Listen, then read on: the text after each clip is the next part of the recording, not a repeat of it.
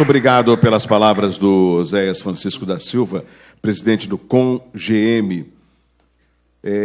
Eu tenho vontade de fazer alguns comentários, mas eu vou me ater a um mediador e como presidente da comissão, para que a gente possa otimizar o tempo. Eu passo a palavra agora para o França, ele que é o secretário executivo da Conferência Nacional das Guardas Municipais, que é o CONGM, e presidente do Instituto de Pesquisas em Segurança Pública Municipal, o IPEX, Sérgio Ricardo de França Coelho. Por favor.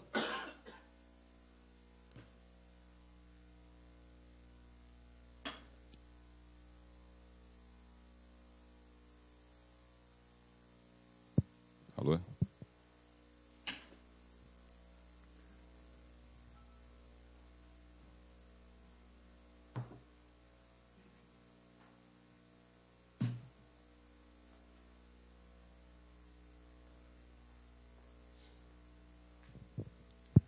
Antes de mais nada, eu quero cumprimentar todos que me antecederam aqui e fazer um cumprimento especial ao Zanin e ao Oséias, que foram nossos companheiros em Brasília em 2014, quando a gente lutou bastante para aprovar essa nova legislação. E a gente tem ouvido, o comentário que o Oséias fez é um comentário que não é nosso, né? É um comentário de juristas respeitáveis no país a respeito da modernidade da Lei 13.022.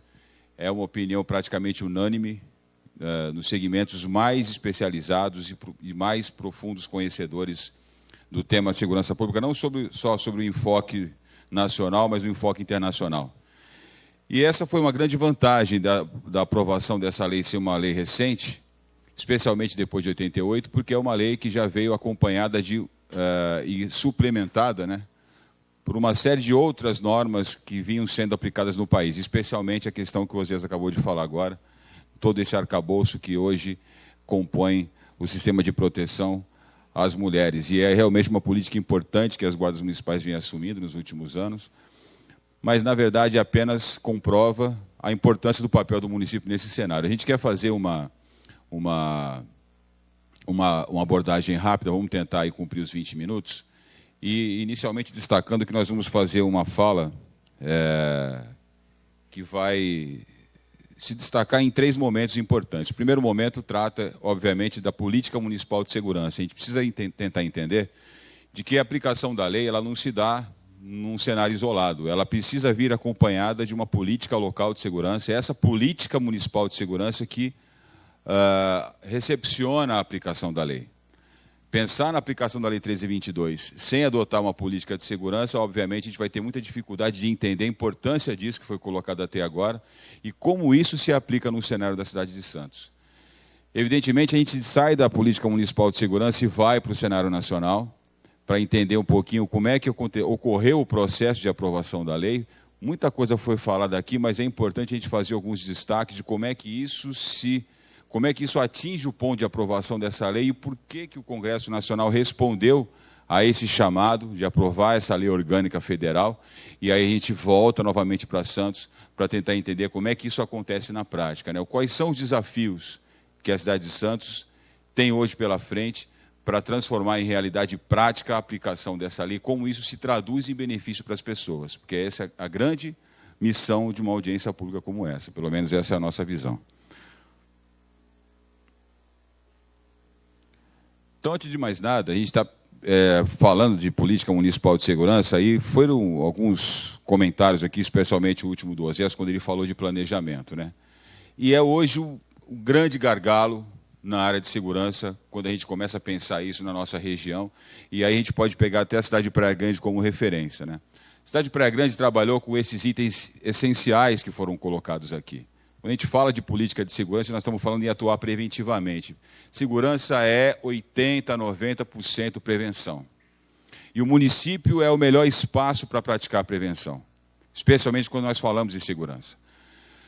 O clamor da sociedade estar dentro de um processo preventivo, né? É não ter o dissabor de passar e fazer parte das estatísticas criminais. Ninguém quer priorizar aqui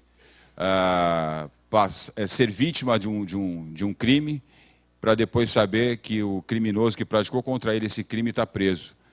para ter a certeza de que o sistema funcionou. Na verdade, quando o crime ocorre, é um primeiro momento de nós compreendermos que o sistema já falhou e que a prevenção já falhou. Então, a prevenção é a prioridade, a prevenção é o foco de todo o trabalho e planejamento estratégico. Então, quando nós falamos de atuar preventivamente, nós estamos falando em governança local. Nós estamos falando em 3 fatores essenciais, que é o planejamento, a transparência e a gestão participativa. Exatamente como nós estamos fazendo nesse momento. Discutindo quais são as prioridades e quais são os gargalos do sistema da nossa cidade. E enxergando a segurança a partir desse fator multidisciplinar, né? A segurança com o aspecto central da violência social. E quando a gente olha a segurança desse aspecto matricial, da segurança e da violência social, nós começamos a compreender o quanto é importante que esse planejamento possa contemplar uma política integrada, inteligente, com fluxo de informações permanentes e que possa se antecipar às ocorrências. Nós não estamos falando, e é importante destacar essa filosofia, porque nós não estamos falando simplesmente em colocar mais policiais nas ruas, em colocar mais armas nas ruas, em aumentarmos o nível de repressão. Como foi muito bem dito aqui pelo Dr. Maurício, o expediente de repressão, o poder coercitivo da Polícia Municipal, da Guarda Municipal, como queiram alguns, ele é um dos instrumentos da segurança pública. Mas, obviamente, como é um dos instrumentos, a gente parte da premissa de que todo o planejamento, todo o processo de gestão inteligente, ele parte do princípio de que a violência social é a grande raiz da violência urbana. A partir da violência social, a gente começa a compreender o processo de violência numa determinada cidade e, a partir daí, começa a desenvolver as ferramentas adequadas para esse tipo de enfrentamento.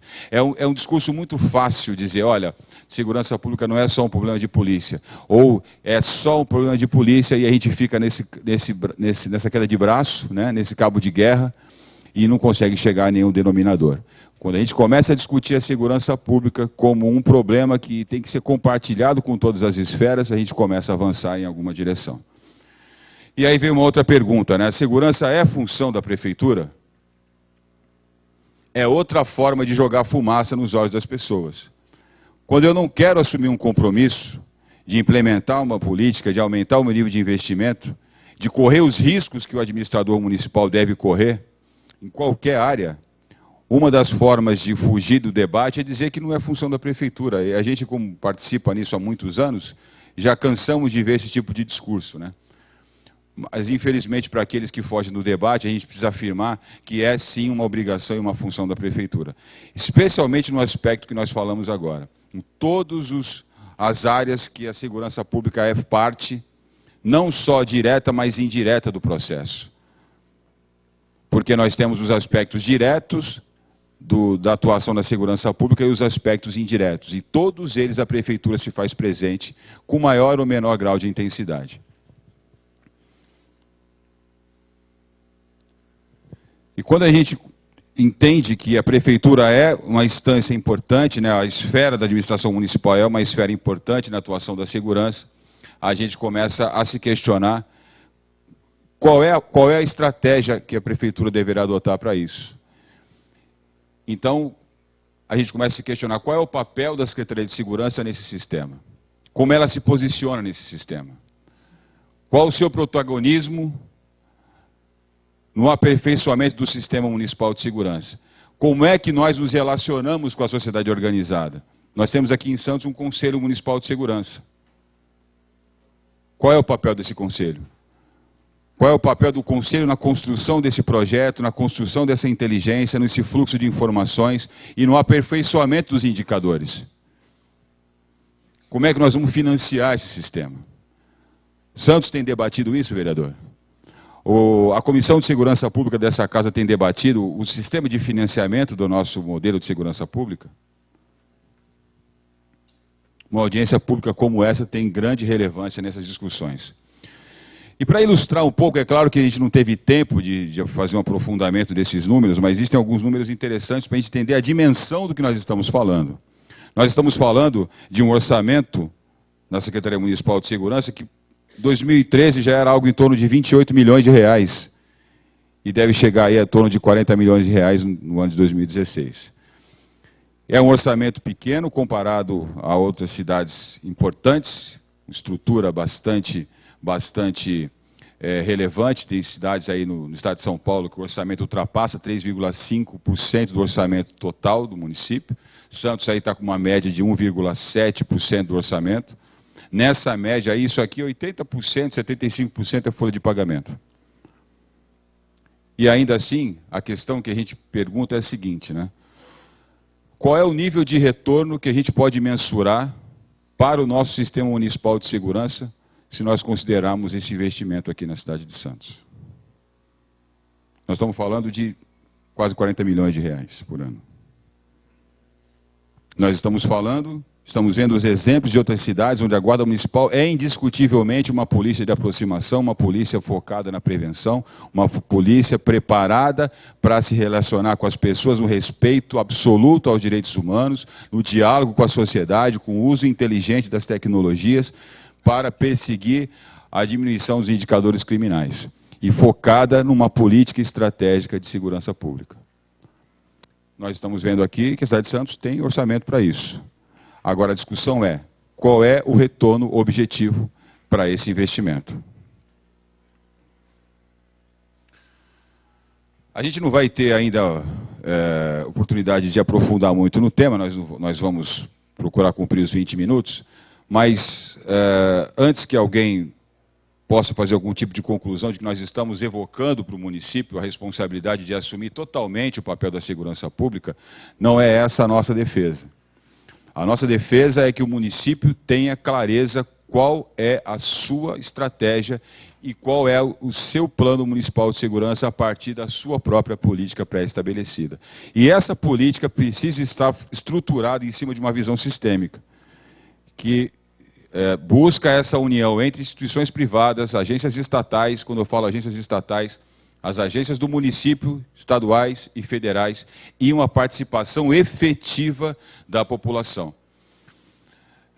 A gente também defende que um sistema que prima pela prevenção e que se aperfeiçoa constantemente precisa estar apoiado com a participação da população. É a população, na verdade, que estende o braço do Estado e que permite que o Estado possa, de alguma forma, através desse fluxo de informações, se antecipar aos crimes e atuar preventivamente. Essa parceria é fundamental para que qualquer estratégia preventiva possa ter sucesso.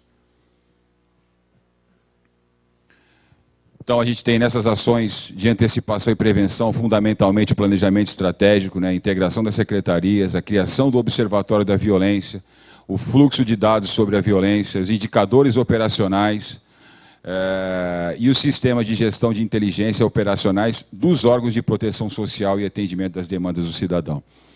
Então, vereador, é importante que, a partir dessas observações, a gente possa ter da Secretaria de Segurança esse tipo de informação, né?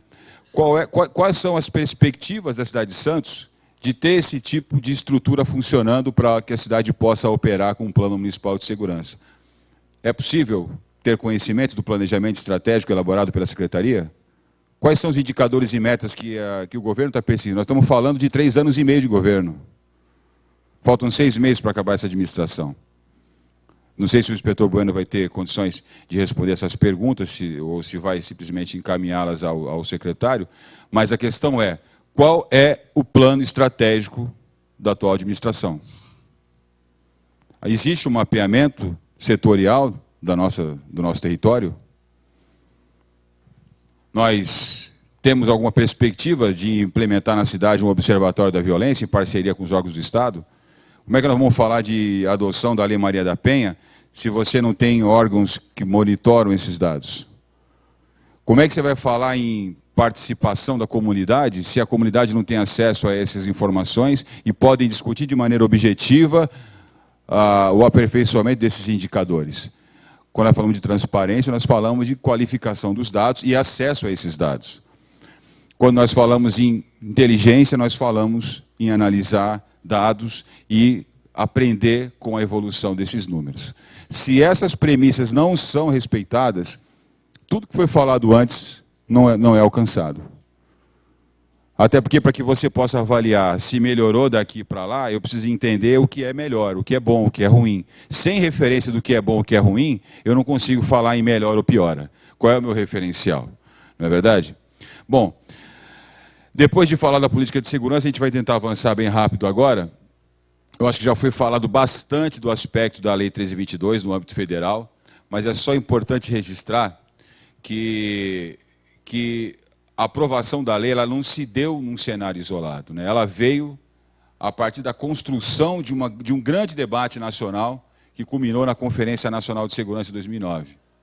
E essa conferência, na verdade, propôs como uma das suas prioridades a regulamentação das guardas municipais. E que tinham como uma das suas prioridades estabelecer no município um espaço para desenvolvimento, implementação, execução, monitoramento, fiscalização e gestão das políticas de segurança pública. Ou seja, a sociedade brasileira, em 2009, reconhecia no município o espaço ideal para esse tipo de atividade. Isso é muito importante destacar. Isso não veio do nada, é um processo, uma construção de anos de discussão. Nós tivemos a oportunidade de participar dessa discussão, tivemos a oportunidade de participar da produção, da elaboração do primeiro texto da lei, e aí, num acordo que se estabeleceu entre o Poder Executivo, né, entre a Presidência da República, o Ministério da Justiça e o Congresso Nacional, nós chegamos ao texto final, que foi aprovado no ano de 2014. Então, é importante que a gente destaque, em 2014, essa diretriz foi contemplada através da Lei 1322. Não se trata de uma lei escolhida simplesmente pelas guardas municipais. Não é um projeto corporativista. É um projeto que foi acolhido, recepcionado e defendido pela sociedade brasileira organizada. Evidentemente que o desafio agora é fazer com que essa lei seja cumprida.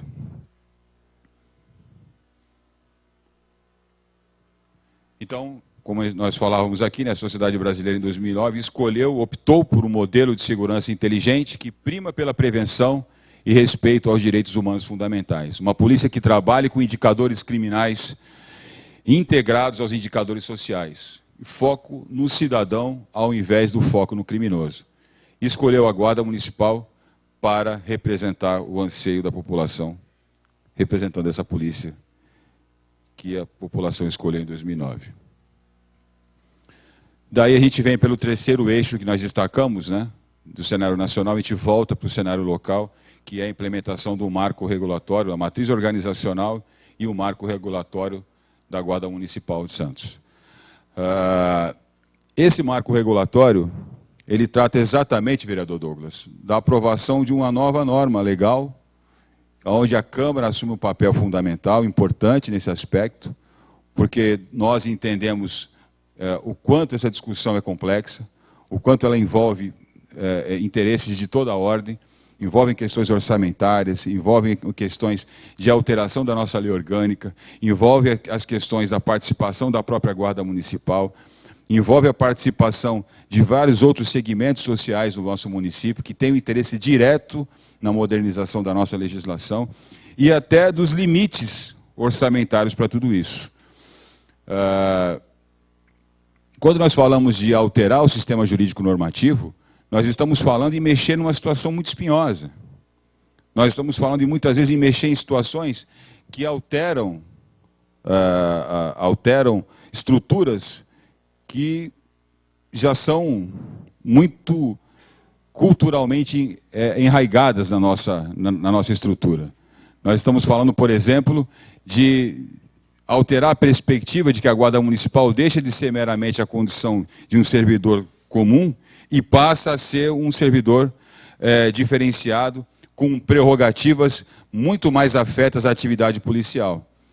Isso mexe com estruturas que certamente vai necessitar um debate muito profundo e longo, demorado, e que vai exigir de todos nós muita paciência e muita disposição para continuar negociando. Não é possível que um projeto de lei dessa envergadura venha do Poder Executivo para o Legislativo e não contemple uma discussão mais aprofundada. Razão pela qual, mais uma vez, a gente parabeniza uma iniciativa dessa natureza. Veja, quando nós estamos falando de matriz organizacional, isso aqui é um rascunhão de como a gente imagina, com base em exemplos de outras cidades importantes, como a estrutura da segurança pública municipal deve funcionar. Nós não estamos falando aqui em subordinação desses órgãos à Secretaria de Segurança, mas a Secretaria de Segurança, quando você fala da matriz estrutural, ela tem um impacto em várias outras áreas. Ela tem uma relação direta com o sistema estadual e o sistema nacional também. Ela tem uma relação direta com a Defesa Civil, com o sistema de trânsito, com a fiscalização ambiental, com as ações de prevenção na área social, uma relação com os conselhos tutelares e precisa de estruturação de um financiamento para tudo isso. Então, para estruturar essa nova matriz, vai ser necessário uma iniciativa bastante ousada por parte dos órgãos envolvidos nesse processo. Razão pela qual a Câmara Municipal vai precisar participar ativamente dessa discussão. E aqui nós estamos chegando no último slide, agradecendo a paciência de todos vocês de acompanhar até agora. Quando nós falamos especificamente da matriz estrutural e daquilo que a gente vai precisar mexer em termos de legislação, vereador Douglas, vejam que nós estamos falando, além da lei de reestruturação, do novo marco regulatório, nós estamos falando também da matriz organizacional, de um regimento interno novo. Nós estamos falando da criação de uma corregedoria que funcione de verdade, que respeite as suas atribuições, acompanhada da reforma do nosso regulamento disciplinar, porque o regulamento disciplinar atual ele está muito mais vinculado a um modelo militarizado, o que é vedado pela Lei 13.022. Nós estamos falando de um novo plano de carreira, nós estamos falando da criação de um centro de formação, nós estamos falando de profissionais que precisam de alta qualificação e aperfeiçoamento permanente, é preciso uma estrutura para isso, e nós estamos falando de estrutura que coopere inteligência, estratégia e gestão do conhecimento. Tudo isso vai demandar a participação efetiva da Câmara, vai demandar a avaliação de orçamento, possibilidade orçamentária de investimento, impacto disso nos próximos anos, diretrizes orçamentárias e muitas outras coisas que serão necessárias discutir para avançar na implementação da lei. E aí a pergunta que fica agora que a gente vai encerrar a nossa participação. O que é que o atual governo apresentou nesse sentido para que essa casa possa discutir com a sociedade santista? Então, nós precisamos avançar muito, muito, muito nesse aspecto, né? Ficar 3 anos e meio à frente do governo e não apresentar nada em relação a isso só demonstra que nós precisamos acelerar o passo. E essa é uma das razões que hoje, infelizmente, infelizmente nos colocam muito atrás de cidades com porte inferior ao porte da cidade de Santos. Eu, como santista, orgulhoso que sou da minha cidade, não posso aceitar que uma cidade como a nossa esteja tão defasada em relação a esses aspectos. Todos os aspectos apontados aqui são aspectos técnicos. Para todos que conhecem o nosso trabalho, sabem que a nossa crítica em relação ao modelo que foi implementado aqui é uma crítica técnica, com todo o respeito que nós temos às pessoas que estão nos respectivos cargos de comando. E se essas diretrizes começarem a ser cumpridas, nós estaremos à disposição para somar esforços, para colaborar, para trabalharmos juntos, porque essa é a nossa intenção. Ver a nossa cidade melhor cada ano, ver a nossa área de segurança contemplando a Guarda Municipal com aquilo que ela tem de melhor. O nosso capital humano quer dedicar o seu trabalho pelo bem da corporação, pelo bem da proteção das pessoas. Mas para isso é importante, é imprescindível que os gestores que estiverem ocupando seus cargos cumpram a sua parte e façam o seu dever de casa para que a gente possa ter essa lei sendo implementada. Obrigado pela atenção de vocês.